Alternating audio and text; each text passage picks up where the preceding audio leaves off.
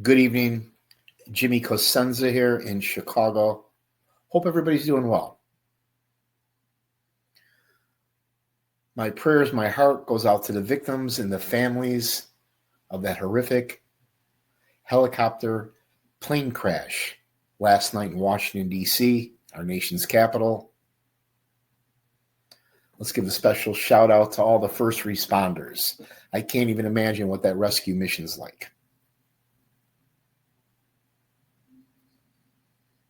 I'm still getting over the terrorist attack in New Orleans and those devastating wildfires out in Southern California. I'm not sure how they'll ever recover from something like that.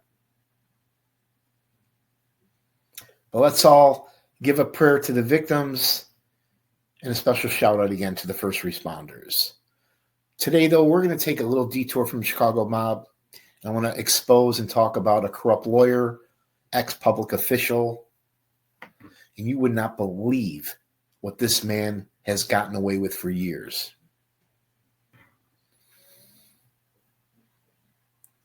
A few months ago, I dropped the show. You guys could check it out. The corrupt state of Illinois, city of Chicago, and Crook County.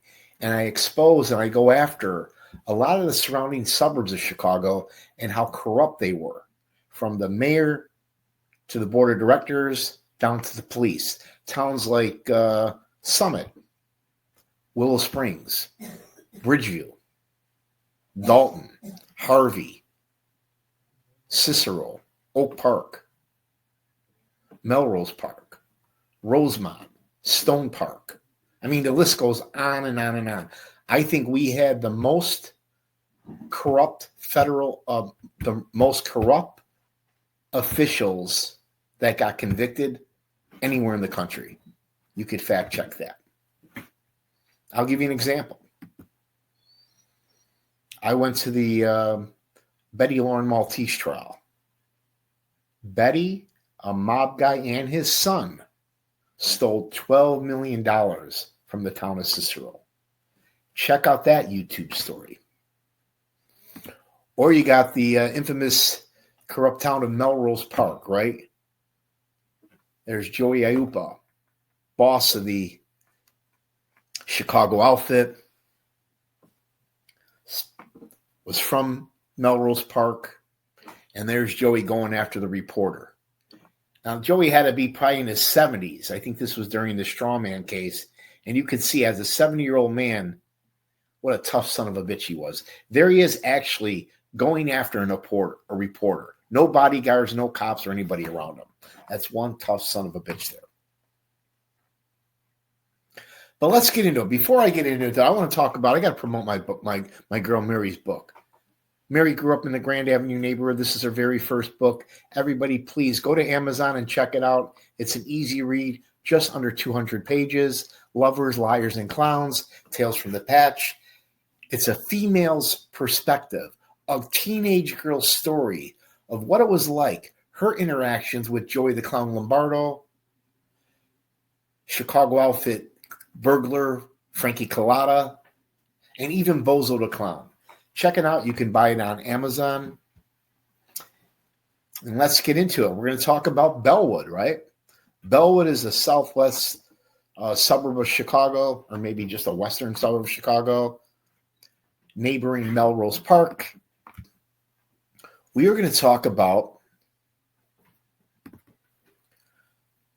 this con man here. Defense attorney, ex-public official. We're going to talk about Roy McCampbell. Now, this piece of shit was hired in 2000 as a village comptroller, and he began abusing his authority in 2005. My guess, he probably started abusing his authority day one. This guy's only mission was to steal as much money as he could and to embellish his pension. Roy McCampbell served as a comptroller, executive director of Bellwood Property Commission, chief executive of the Public Safety Department. He was the finance director, budget director, fucking human resource director, chief administrator, and the financial officer for the Bellwood Opportunity Development Corporation, whatever that is. He was also assistant to the mayor. Now, how many public officials have that many jobs? That's like 8, 9 positions, paying positions that this man had. Roy McCampbell raised his own salary 700%. He even had the village of Bellwood pay his son's $100,000 therapy, all burying the town of Bellwood $100 million in debt. Now, McCampbell's salary increased from $61,980 in 2001 to $449,000 by 2009. Let me repeat that. His salary was, let's round it off, let's say $62,000 in 2001. He gave himself a raise 700% to $450,000 by 2009. This guy received more than $1.5 million in compensation in just 4 years. That's way more money than any mob guy or outfit guy ever stole. And he did it all without a gun. Now, as McCampbell's salary increased, the town's population decreased. McCampbell drafted his own multi-year employment contract, which included inflated pension benefits, increased vacation and sick time, expanded health care, additional life insurance, and termination clauses. He wrote a new and improved contract for himself every year until he was fired in 2010. But he never once provided any of the board members with copies of the contracts. Now, how does somebody like this get away with this for so long without nobody saying anything? The village of Bellwood, and believe me, Bellwood is not the North Shore. It's not Oak Brook. It's not Highland Park. It's not where all your rock stars, celebrities, doctors, lawyers, and stockbrokers live. Bellwood, to put it nicely, is a blue-collar, working man, poor-class neighborhood. The village had enough. They eventually found out about his shenanigans. They sued him. It cost them over $800,000 in legal fees. I can't think of anyone, any public official that destroyed the people, that destroyed the village, a suburb, more than he did.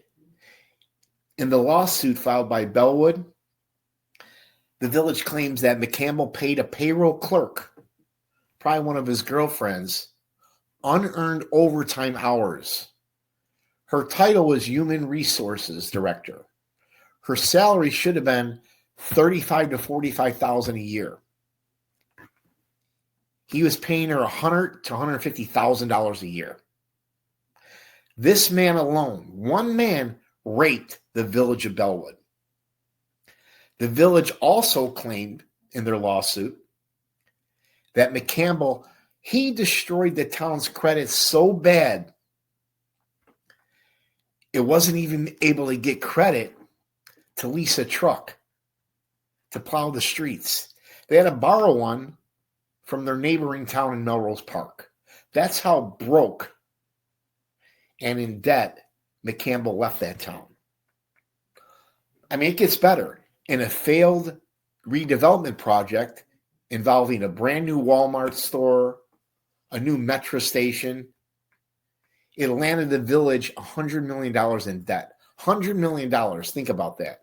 The village said the project was introduced and overseen by Roy McCampbell, who persuaded it to issue bonds, take out bank loans, and buy up properties at inflated costs without a real developer. A total scam. How he got away with this, I have no idea. McCampbell also negotiated a contract. Hang on. pull up a photo.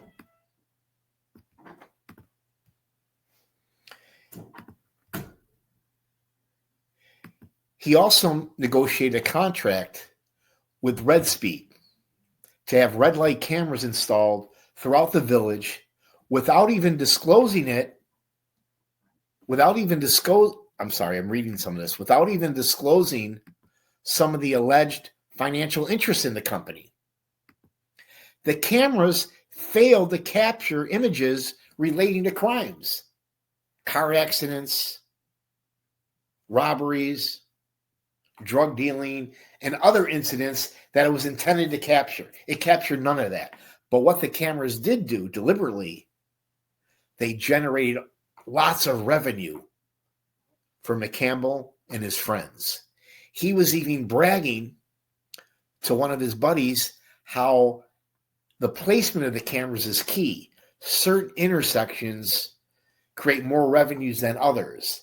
And he was kind of laughing about how other towns that have red light cameras are doing it all wrong. They have the cameras in wrong places that aren't generating as much revenue. This scumbag here, this con man, was the highest paid public worker in Illinois.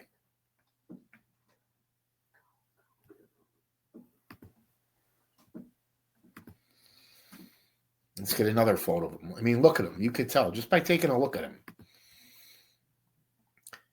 Now, his crimes, his scams, they finally caught up to him, right? Nothing good lasts forever. He was charged with a dozen crimes from theft to official misconduct. They charged him with inflating his $500,000 salary to push his pension to $250,000. Now, how the hell did this guy, how is he worthy of a $500,000 salary? I'm sure he's no Harvard graduate or some master businessman. But $500,000 salary, he was inflating that to push his pension of $250,000. Now, he pled guilty, and under the terms of a sweetheart deal, and I mean a sweetheart deal, this man did 0 time. He got 0 time in jail, 2 years probation, and his pension was reduced from keep his $100,000 a year pension. It went from $250,000 down to $100,000. Prior, though, to pleading guilty, he said that he earned every dime he was paid. Shame on you, Roy. Shame on you, Roy McCampbell. I'm going to try to get some of the board members and residents of Bellwood on my show to talk about him, how he personally destroyed their lives. Here's another photo. So after his day, here's Roy. Looks like he's leaving the Dirksen Federal Building, coming out of court. I forgot to mention another one of his 12 jobs he had. He was on the board of directors of Triton Community College. Now, I don't know how these community colleges choose the board of directors, but it kind of reminds me of Moraine Valley over there in the southwest suburbs. They had 2 board of directors, the late Diane Masters, who was having an affair with another director of Moraine Valley. And as we all know, the corrupt lawyer ended up killing Diane Masters. But so here's Roy McCampbell, right? Steals all kinds of money from the town of Bellwood. Gets absolutely 0 jail time, 2 years probation, and maybe has to pay back a little restitution. Now, here's some facts that I want to bring up. Now, these are facts. You can check this out. McCampbell took measures to cover up his actions and those of his administrative assistant and ultimately just blatantly stole compensation. McCampbell is credited with putting Bellwood, Illinois in $100 million in debt. They'll probably never recover from that. McCampbell bullied insurance benefits that were never authorized or permitted, and $100,000 in insurance compensation between 2008 and 2009. He stole $20,000 in compensation in 2008. He stole another $36,000 in compensation in 2009. He authorized over $400,000 for his administration assistant for her loyalty between 2006 2009. He admitted to taking advantage of the village and actively covered up his true pay. But again, nothing was done. Slap on the wrist. So then what does Roy do? Rather than go crawl out of a rock, I'm not sure what he's still doing here. How could he show his face after all the lives he destroys? He becomes a criminal attorney, right? Here's his card, Roy F. McCampbell, criminal defense attorney. And like other criminal defense attorneys, some of them do really well. Now, I know some of the best defense attorneys in Chicago. I also know some of the best prosecutors in Chicago. I also know some of the worst defense attorneys in Chicago. And I never even heard of this lowlife until somebody brought it to my attention. And I think it's time to expose him. But as a criminal defense attorney, he represents the worst of the worst. Gangbangers, drug dealers, pedophiles, rapists, burglars, thieves, alcoholics, drug addicts. He was also I guess he practices divorce law as well. And I definitely don't recommend anybody seeking out Roy for any legal advice or any legal service just based on all the scamming and conning he did back in the 2000s when he was an official for Bellwood. That town will never be the same because of Roy. Now, I'm not going to mention the name, but this was a brutal custody battle. This was a couple that were married like, I think, 25, 26 years. 2 young children. And for some reason, old Roy decided to reach out and pressure a 14-year-old teenager, causing the teenager to contemplate suicide. Now, Roy, I say you owe that young man a check for all the pain and suffering that you caused him. Your job as an attorney is to fight for your client. The lady that you represent, and I'm not going to mention her name, and her low-life boyfriend, gangbanger. But by you pressuring a 14-year-old boy, it almost cost his life.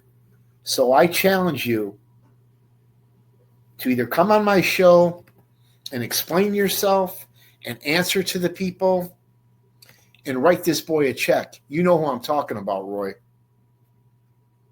And you're very lucky that you didn't get locked up for all the money you stole and all the scams and cons that you pulled. I mean, you got guys, men like, I don't know, say Mike Sarno. He's doing 25, 30 plus years in prison. You got guys like Jimmy Marcello that are in the ADX Supermax that'll never see the light of day again. But yet, public officials, crooked lawyers, these guys get away with murder. Well, let's recap real quick.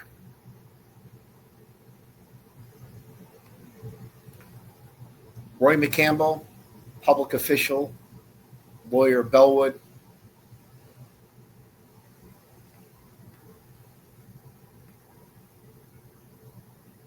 Hired in 2000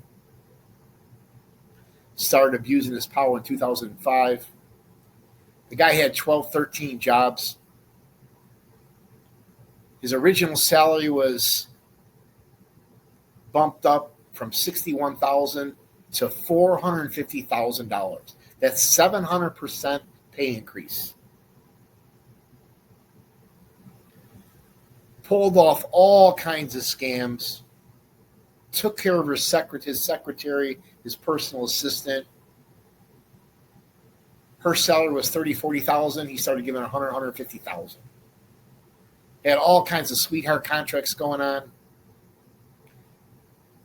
Had the Walmart Metro Station development project that he was in control of, that he brought to the board. That caused the board, the village, to be $100 million in debt. He also negotiated a contract for the red light cameras in the village. The cameras weren't even imaging any crimes or accidents. They were strictly set up at key intersections that would create the most amount of revenue. Eventually he got caught, charged with 12 dozen crimes from theft to official misconduct, charged with inflating his $500,000 a year salary to inflate his pension to $250,000. Pled guilty, showed absolutely no remorse. The town will never be the same. Destroyed many people's lives, including a friend of mine's life, including one of my friends.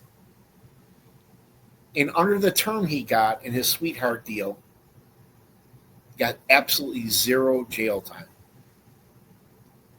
2 years probation, and his pension got reduced from $250,000 to $100,000. I say, strip him of that pension, or take that $100,000 pension that he's probably going to get for the rest of his life, plus all the money he's making as a defense attorney, and write that young man a check.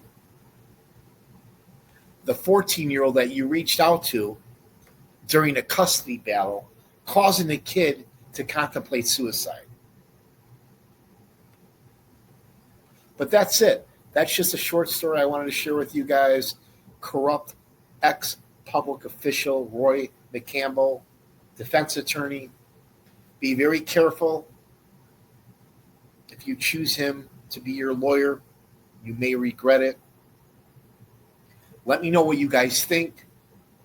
If you want to fact check this, be my guest. Subscribe to the channel, enter your comments, and stay tuned for much more. I'm working on an even bigger story where I'm going to expose an even bigger lowlife and major corruption and racism that's going on in the town of Kenosha, Wisconsin. Take care, everybody. Stay safe. I'll see you guys around.